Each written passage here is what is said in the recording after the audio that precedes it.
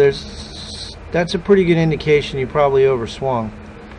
Now this swing here, everything I say is being recorded, but the thing I like about this swing is you load it up into your right side at that particular point, 55%, 45%.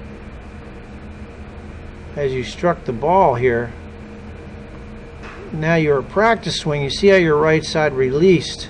Yeah. So you made an effort to do that. Well, on your practice. The different grip.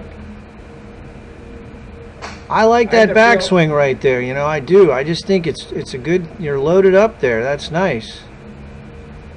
I had to get used to the grip because the grip felt like I was going to lose the club on the way down. What's interesting is you only have 54% of your weight on your right side. Heel to toe is rather dramatic. 86-14 and 77-23. And you want me to be more centered on my feet? Well, I mean, you're a little more on your toes than I would recommend, but your center of mass, your center of pressure is 50. I mean, you're pretty much 50-50. Now, here's the problem. This is where you get into trouble. You lose your level. So if I put a line right across your nose here, yeah, you lose your level as you strike. And if you lose your level enough, it pulls up and I hit a grounder. Well, either that or you're going to hit it way right. But this extension is exceptional. I mean, so is that because I'm not turning? No, pulling up has nothing to do with turning. You've done that since I've met you, since I've known you. This is just something you've worked into a habit pattern. Is pulling up, should I be doing something other than,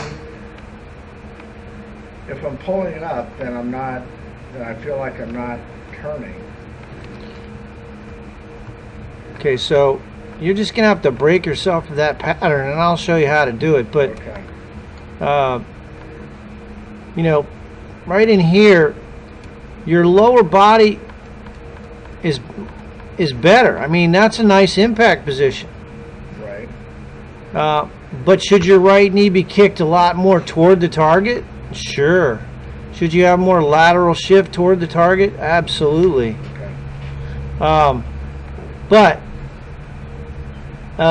who cares? You release the club and the face is square. But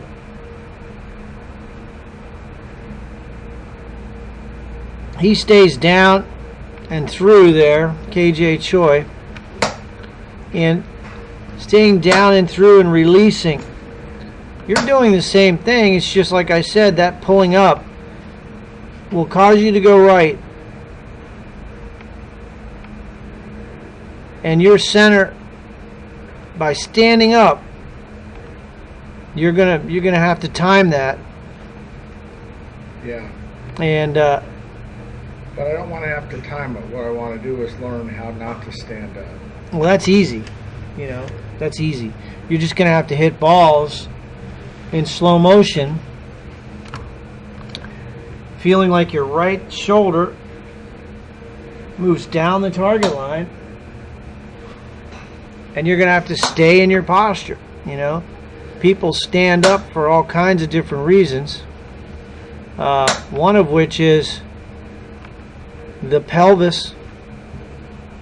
I want to see how much movement forward you get. Yeah, see, there it is.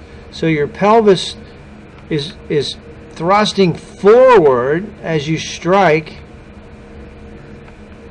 a good 4 to 6 inches. Instead of turning. Instead of turning into my leg, I'm thrusting into my leg. Your pelvis is moving forward. So the right knee and the hips have to stay back. Now that's not going to happen overnight. You're going to have to practice hitting shots in slow motion, working on maintaining your posture. But you see, You got a pretty good motion though. That amount of movement forward though is what's causing problems.